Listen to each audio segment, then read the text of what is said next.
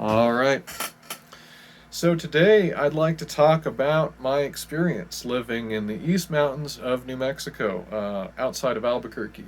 We're talking about the Manzano Mountains and the Sandias and the Estancia Valley. So, how did I end up there? What was I doing there? How did I live there? And these are, I think, pertinent questions because I think this was a very unique lifestyle that I lived.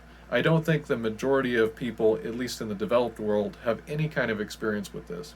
I think my life was more akin to maybe a middle class person in the Sahara or some other desert than it was similar to most people in the US. There are other people doing this. I was not the only one. There are many other people doing this.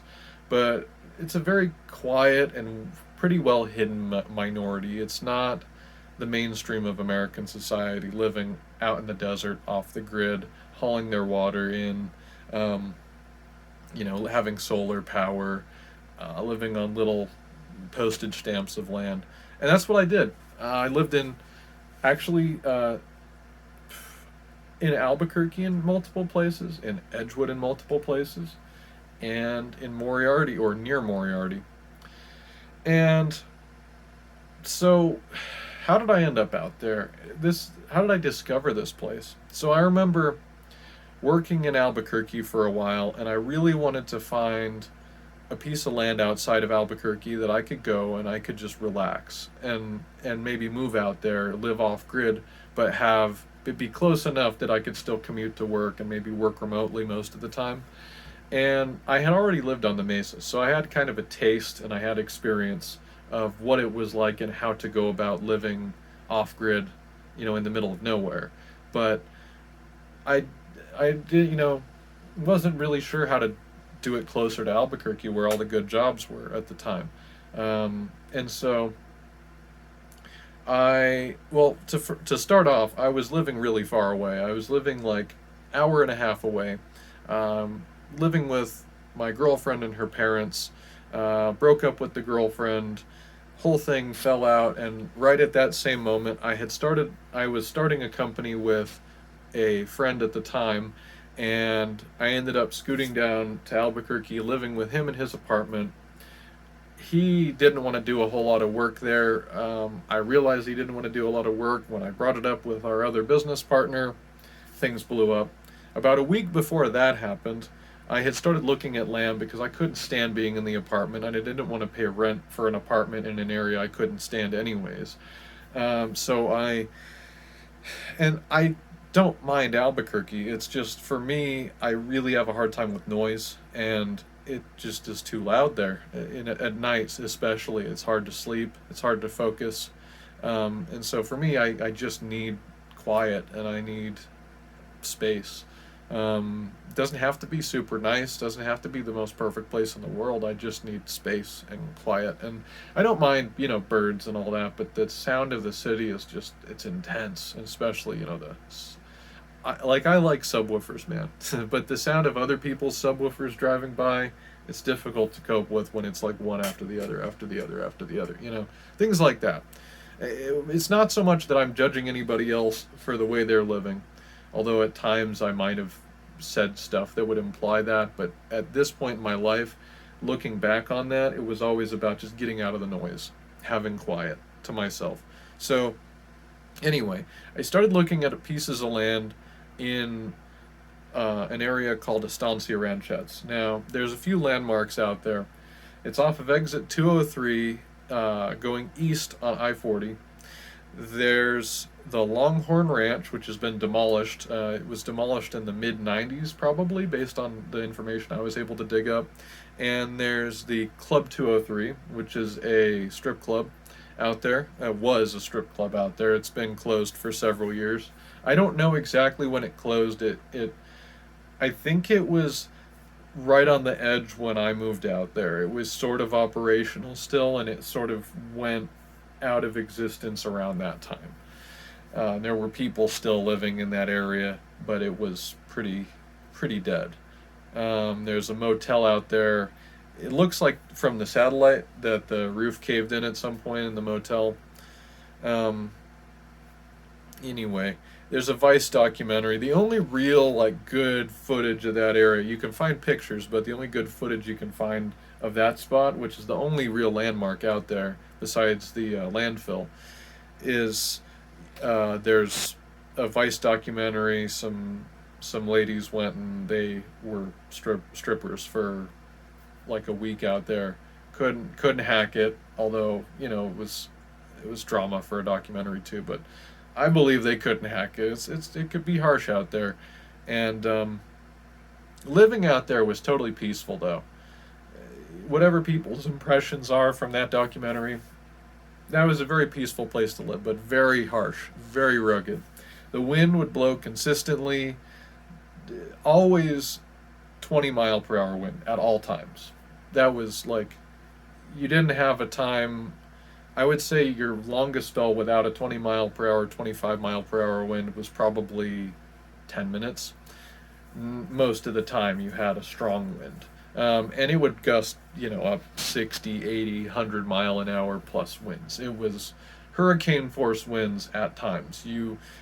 I remember when I lived out there, I saw a roof just sitting crumpled, a metal roof just crumpled in a pile.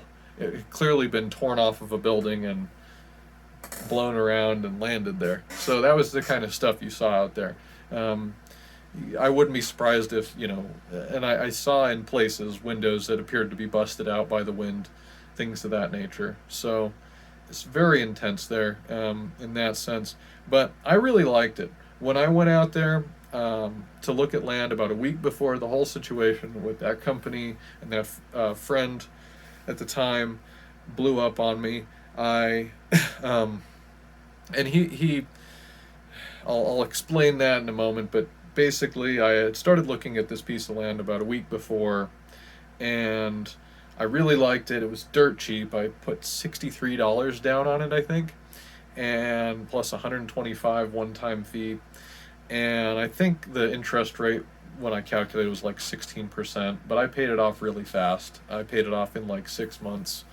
It was like a 2-year contract or something, 2 or 3 or 4-year contract maybe, and just a real estate contract. It's just a piece of paper, and I just gave them payments, gave them a down payment and payments every month. I paid it off really fast because I was making good money at the time,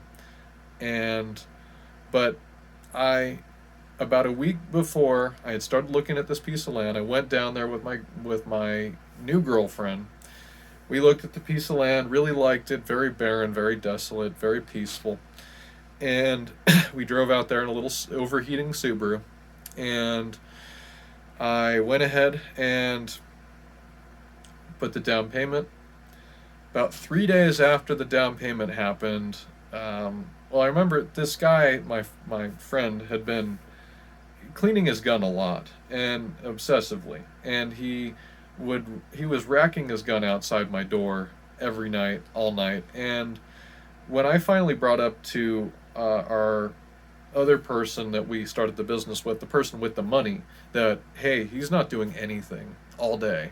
I mean, I'm doing 60 hours of work a week. I work all night every night.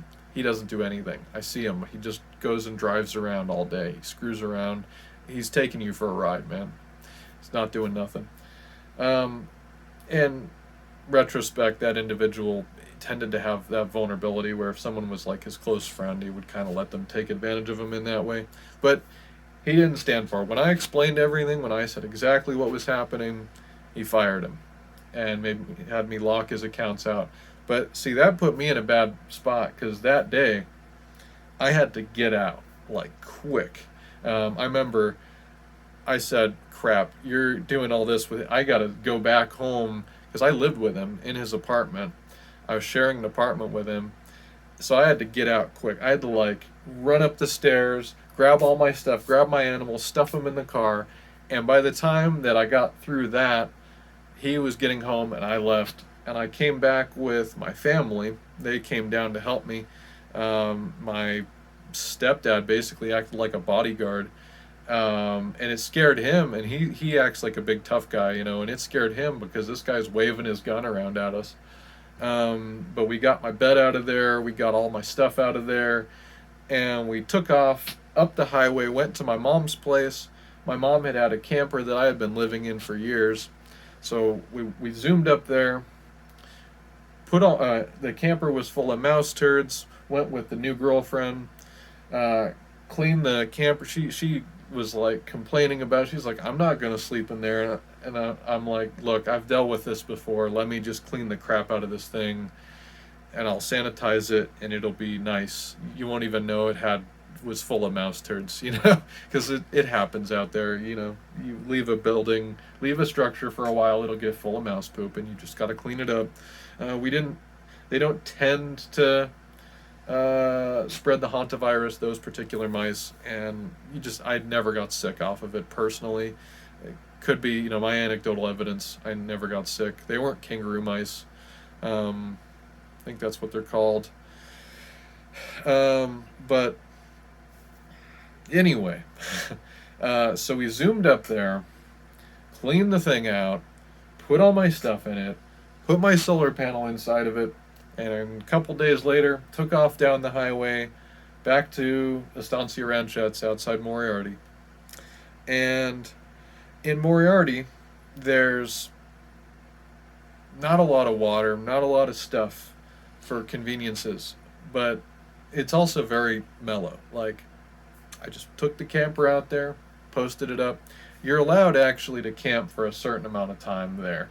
The numbers vary, and I've even called Torrance County, and they've given me different numbers at different times, and it depends if you have a building permit or a permit to camp there. But they don't really enforce it or care what you do out there as long as you're mellow. I will say, nowadays it does seem like it may have changed. I may have been there at the tail end of a certain era. But so I trucked my thing over there. By then I had driven back and forth between there. I was working on cleaning up all the trash and stuff, so I'd driven back and forth there enough times to get all the trash cleaned up. It had a big trash pile, this piece of land. It was worth nothing. I mean, I bought a worthless piece of land and lived on it. It took 51 minutes to get to Albuquerque from there, and that's what I did for a long time. I had my solar from the Mesa, batteries, set it all up, hooked it all up.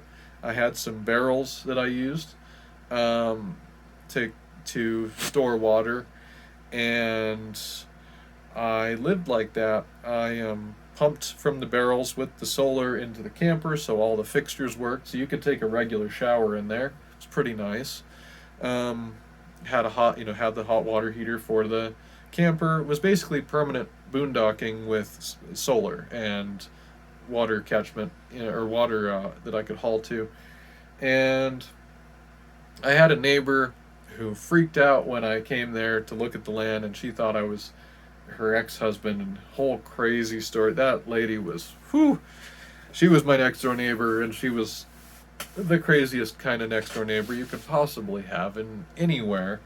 And she checked all the boxes, all the crazy neighbor boxes out in the desert, But you know what? I never actually had problems with her.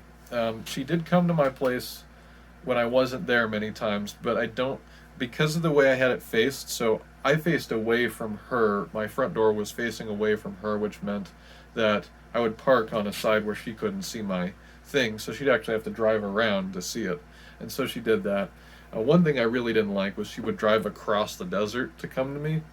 And I really wanted her to leave that alone and let it just be grass and let it grow. One thing that's interesting out there is that I think it's pretty badly overgrazed personally, because if you look at most of it, it's beaten down and barren. In my little square where I was scaring off all the cattle, it became overgrown and very biodiverse very quickly. It was, in the summer, it was super green, and it stayed green way longer than everything around it. And I had a bunch of different species of grasses and wildflowers and stuff. Everything around it was just barren dust. So just protecting my little area from the cows made a huge difference. I figured out I called the city. I don't remember how I found this resource, but I called the city, found out that there was a bulk fill station. I went in there, made an account, and then they told me. So I had been investigating since like before I bought the land. Where do you get water if you live out here? And I was kind of concerned. It seemed like there wasn't anywhere out there you could buy water in the whole East Mountains area. There was like very limited. There's one place called Windmill Water in Edgewood, which charges 50 cents a gallon. Which imagine, and you have to do it get 1 gallon at a time, or like I think it's 1 or 3 gallons at a time. So imagine trying to live your whole life based on 50 cent a gallon water. That place would cost as much as renting a house, in Albuquerque. So, but turns out there was a solution to that. The city has a bulk fill station. The water's very cheap. It's not very good for drinking, but it's available, and I was able to go get that. And I drank it for a long time. I noticed the quality kind of went up and down a lot. I think when they would chlorinate it, they would chlorinate it to the extreme, maybe to try and neutralize some of the sulfur taste, sulfur dioxide, whatever it is. Not sulfur dioxide. Is it sulfur dioxide? Anyway. They would try to neutralize that, I think, with chlorine. Maybe also there's other bacteria and stuff in the water supply, and they would just chlorine bomb it. And so it would sometimes be really nice water and sometimes be awful water. In Edgewood, in comparison, just a few miles to the west, about 10 miles to the west, I never had good water in Edgewood. I know of people that had good water in Edgewood. I didn't. I was on EPCOR when I lived up there. So anyway, I lived in Moriarty for a long time, off-grid, and jobs came and went, and things happened, but eventually I started looking at land up in Edgewood. I wanted something different. I wanted to be up in the mountains. I wanted to be in the forest. So I found the first piece of land I ever looked at, and I may have a video somewhere on here back in the backlog, where I tried to get to this piece of land, and it was like boulders in the road. I had a Jeep. I could not get there with a Jeep. With a good Jeep, with a winch, I almost had to abandon my Jeep because I got it so stuck. And it didn't have enough power to get up over the stuff that it was stuck in. That was the kind of road. And it looked like a road. It was a road on the map. It was actually a fire break, technically. But they were used as roads for that subdivision. They were easements that were part of the plat, part of the subdivision process. They had easements that went to all these lots. They had water in parts of my subdivision where I bought land, but I didn't have water. It was an off-grid subdivision. There are videos, if you go back in the backlog, you'll find it. It's in there. It was in Edgewood, and it basically was another off-grid area, very similar circumstances to Estancia Ranchettes, except now I had trees and hills and rocks everywhere instead of flat desert. And the biggest things are this hill off to the side, off to the southeast or southwest. There's like a hill. I don't remember the name of the hill. Some people called it Coyote Hill. And then the landfill, and then the Manzano Mountains way to the west. Now I was in the foothills of the Manzanos. And that was really nice. It was very thick forest for New Mexico. So much so that the trees, the piñons especially, don't do that well or haven't been doing that well because they're all competing for limited moisture, and there's just not enough of it up there. So, but that area is a piñon juniper forest, more juniper than piñon, but there is piñon. It's not totally just juniper. It's not, sparse. It's very thick. A very rough road. That was a place that ate cars. I had gotten a Toyota pickup and a Jeep by then, and I was constantly having to repair a Toyota pickup and a Jeep. Imagine, like, some of the more rugged vehicles available, I still had to repair them all the time. I hauled water with that thing. I had to go to Moriarty to buy the water because there was no water. As far as I can tell, there's a construction place that you can haul water from in Edgewood, but I have never bought water there.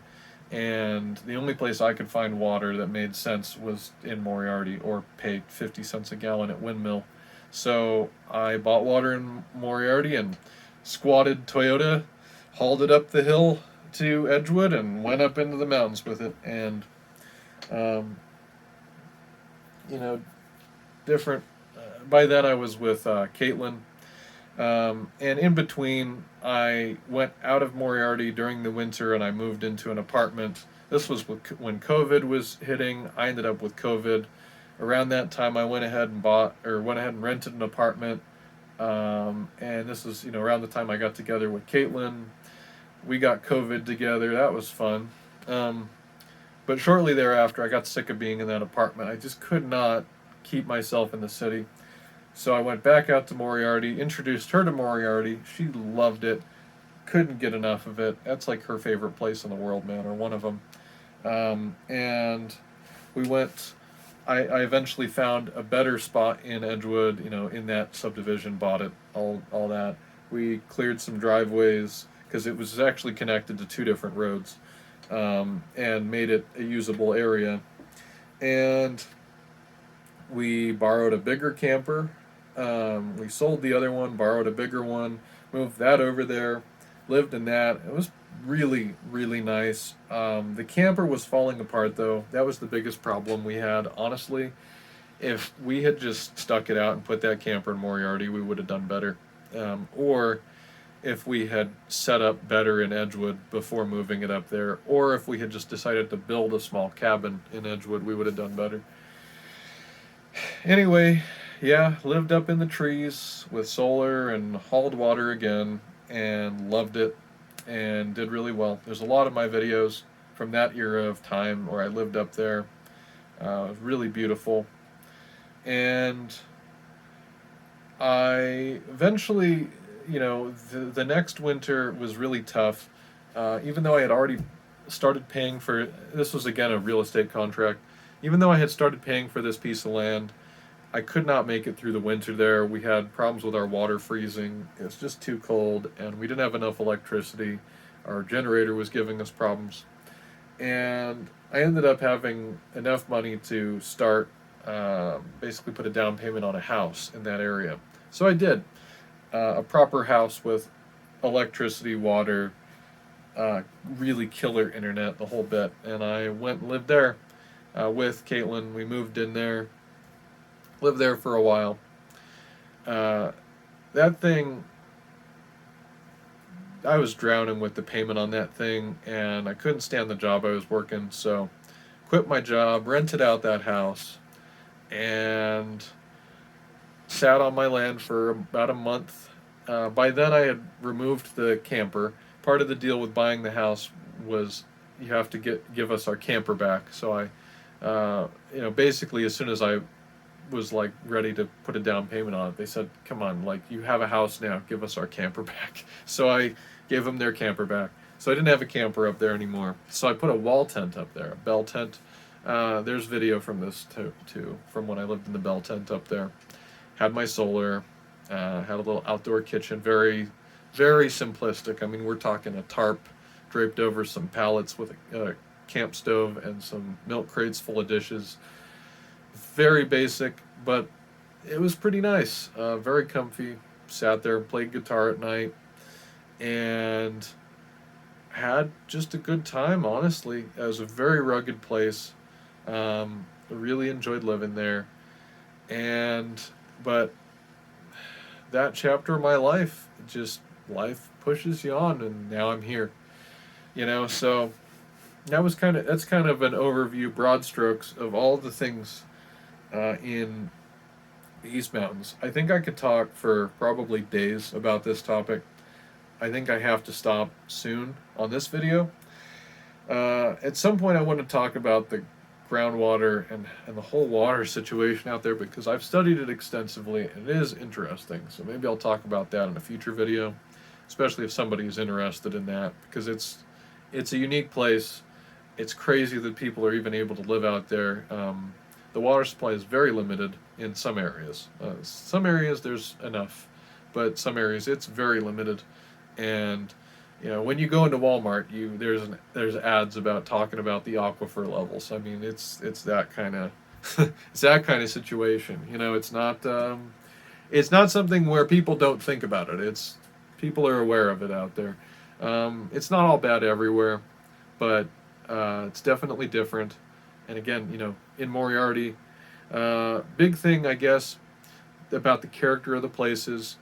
And I loved it out in all those areas, peaceful, beautiful.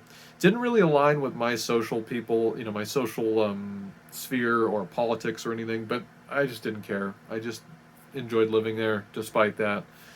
Didn't really occur to me because I barely, I have like one buddy there, one close friend and a neighbor that I like, and my tenants, and that's like everybody that I know down there these days. I have some old customers that I could probably talk to, but like I don't have that much connections there anymore, and I never really did. I always was just kind of on my own. But in Moriarty is a sleepy little, empty little town. There's not a whole lot there. It's kind of dried up, so to speak. You got enough there. I mean, you got a grocery store called Moriarty Foods.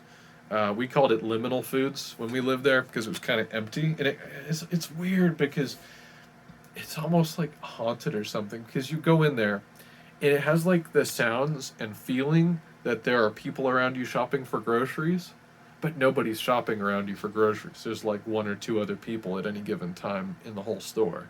So it's this big, empty, basic grocery store. It's kind of like a Western Family, that brand of groceries, Food Club and Western Family. They're kind of, sorry, need a little sip of water there. I have to refill that, but kind of that brand of groceries, that tier. But we would go there, get stuff to eat. Sometimes we would go down there just to like have that experience of Liminal Foods because it was so mellow. Even though they did not have the best groceries, Smith's in Edgewood is definitely the place to go for good groceries, or Walmart. But Smith's actually has pretty good groceries. They have organic and stuff, so it's not bad. Lots of gluten-free and dairy-free, which is good for me. And lots of organic vegetables.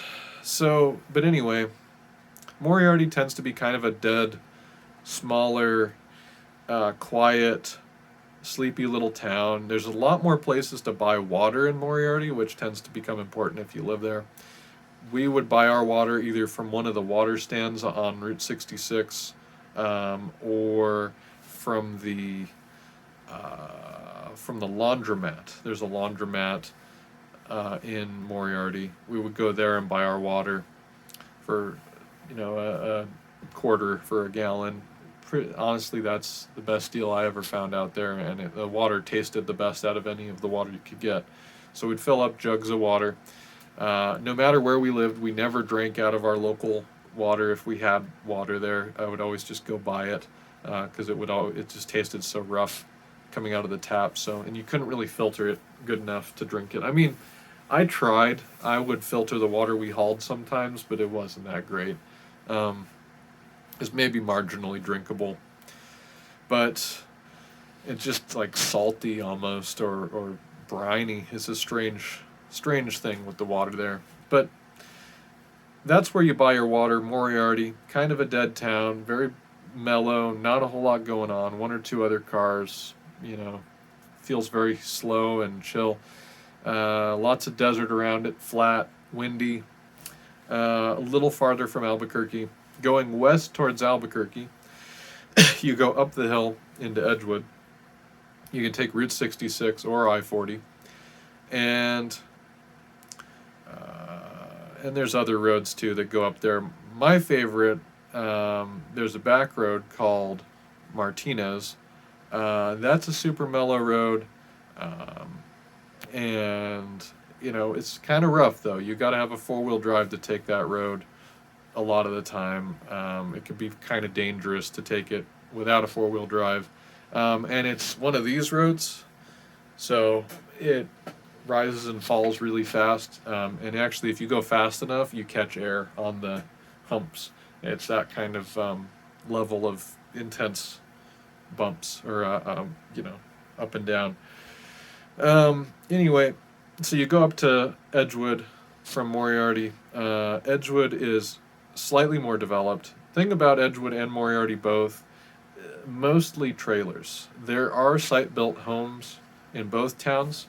There are more of them in the Edgewood area for sure. And if you go farther south in Moriarty, some of the older homes farther away from I-40 tend to be more site-built, and the ones actually in the city of Moriarty are more site-built. But everything out in the country is mobile homes, a few site-built ones. It tends to be kind of expensive to site-build anything in New Mexico because of the cost of getting the wood there, and the economy. It just makes more sense to buy a manufactured home. They stand up pretty well to the elements there, so that's what people do. But in Edgewood, so Moriarty has gas stations, truck stops, a bunch of truck stops. They're very proud of that fact. If you ever go to Moriarty, go to Lisa's truck stop and eat something there. It's pretty nice, actually, in my opinion. Or any of the taco trucks. There's a red one that I really like, and there's one that disappeared that I liked even more than the red one. It was a yellow one. I don't know what happened to it. If anybody knows what happened to the yellow taco truck, tell me, because I miss it.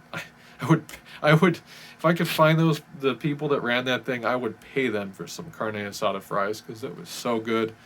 I probably shouldn't eat carne asada fries anymore, but beef probably wouldn't sit well with me. But anyway, you can also get local meat from the Hart's hardware store, Harts. They have local beef, local ground beef, and sometimes cuts in a cooler. That was a common stopping point for us. Up in Edgewood, they've got Smith's and Walmart. Walmart's on the north side of the freeway. Smith's is on the south side. Personally prefer the Smith's. It was a little less intense and intimidating. Walmart was crowded and busy most of the time. Now, nothing compared to Walmart's in Albuquerque. There's a lot of Walmart's in Albuquerque, and they're all very busy. Walmart in Edgewood tended to be more quiet, but still intense for Edgewood. Smith's tended to be, it's a little bit tighter, smaller, but better selection. They're both chain grocery stores, so they're not amazing. Not like, there's no, as of right when we left, there was no Co-op or natural grocery store out there, really. I think maybe somewhere up higher in the west, to the west, farther towards Harris and Cedar Crest, there's probably something nice. I never went there.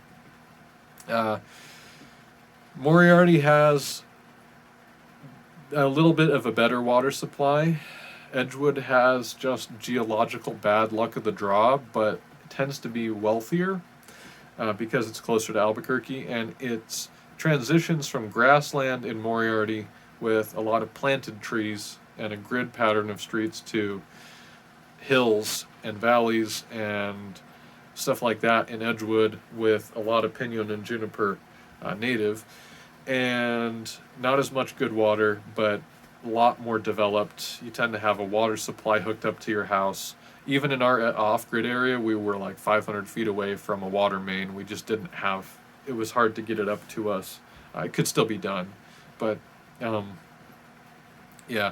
are also a lot of off-grid people in both areas, probably more so. I think there's more permitted or more accepted, more like developed, finished off-grid properties in the Edgewood area as opposed to Moriarty. I think Moriarty is more like someone with a single wide and they've been disconnected from the utilities because they stopped paying their utility bill or something. And they just decided, screw it, and hooked themselves up some solar, and that's, it's a little more just do whatever you feel like doing in Moriarty, and you can still do that in parts of Edgewood, but it's more regulated, except in certain areas. Some areas they don't care, but it's kind of a prettier landscape in Edgewood. There's more trees and stuff, but also a lot more people, a lot more developed. As you go farther up the mountains, you start to get into some pretty sketchy world as far as water. It gets wealthier. The properties are very expensive. I've seen $1 million houses on. They just had big water tanks with catchment hooked up, and you just haul to them. I mean, $1 million house on water catchment. Imagine, and that's it in Harris, man. And Cedar Crest, sometimes they have water, sometimes they don't. It's iffy. And then, after Cedar Crest, you're going through the mountains, and then you're in the Sandias, and you get to Carnwell, I think is the name. Kearney. A little old town in the desert, in the Sandias, on the dry side of the Sandias. The green side is the east side. Tends to be a lot snowier, a lot colder. The west side is Albuquerque, the dry side. A little bit rougher right on the west side, and then kind of transitions to Albuquerque almost immediately as soon as you get past Carnwell, which is kind of interesting. And Carnwell is built on these big boulders, so I mean it's a little town on boulders with like squiggle driveways going up into the boulders, and then boom, Albuquerque, like instant, like boom, you're in Albuquerque now. It's very quick. It actually, if you take Route 66 and you go all the way, you can go all the way from it's not exactly Route 66, but you can take a road that goes all the way from Moriarty. You can actually take it all the way from the 203 where I first started, all the way through all the parts of Edgewood that we lived in. And you can make it all the way to Albuquerque taking that road. And I did that often because it was more peaceful than I-40. I-40 is crazy. People drive really fast on I-40, 100 miles an hour plus. And it's a road through the mountains that goes like this. So it's nice to just take Route 66, but it can be pretty backed up with traffic sometimes. But it spits you right out onto Central in Albuquerque. I remember taking from one turn out of our apartment complex all the way to Moriarty. That's how the roads are. I mean, literally take one road from our apartment complex in Albuquerque all the way down to Moriarty and to our land. That gives you some idea of like the range, of where I was, and all of the places that I lived were pretty much along that road, within one or two turns basically. It's kind of crazy, except the place in Edgewood was kind of way back in the hills, but not that far in distance, just a lot of turns. Anyway, yeah, that's kind of places I lived in the East Mountains, and kind of what it was like, how we lived. It was very peaceful. Never had any problems. I see a lot of people online talking about it. They talk so much trash on that area, and I get where they're coming from. The things they don't like about it are completely reasonable, but my experience of it, and this is what I do in some of these. This is why I like these types of places, because I take these places and I make them a good experience for me. It's like if I know I want something, I go and I get it and I enjoy it.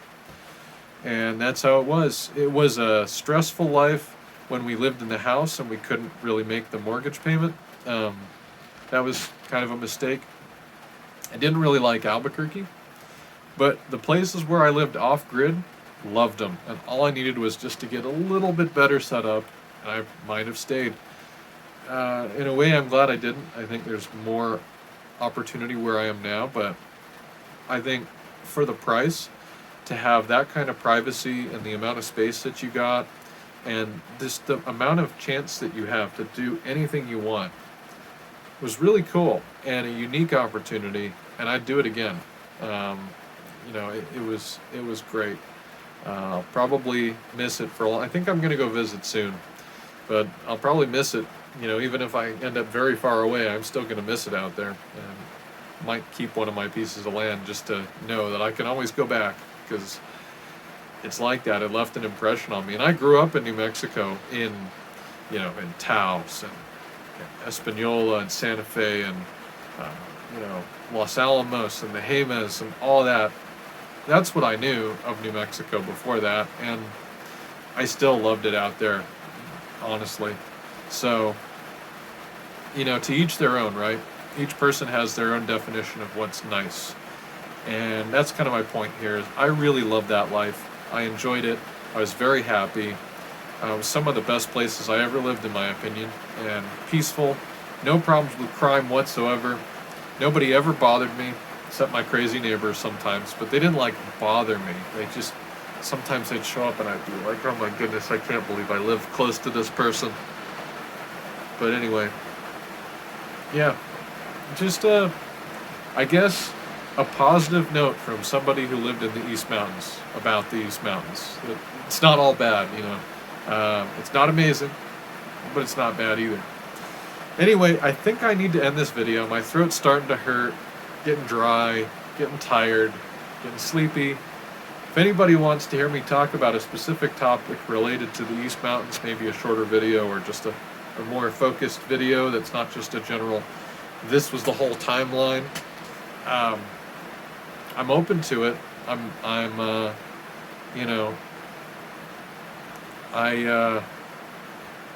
have a lot to tell. I did a lot. I always do a lot of research when I go live somewhere, so I think this is the first place I didn't research really thoroughly. I only researched this place a little bit before I came here. I learned a lot before I even moved out there, and I learned a lot every day I lived there, and I asked people questions and studied online and dug up old historical records, and so anyway, take care, y'all. Thank you for watching. I appreciate you sticking with me for this very long rambly video that probably 5 or 10% of you are actually going to watch all the way through. Till next time, like, comment, subscribe, all that stuff. Bye-bye.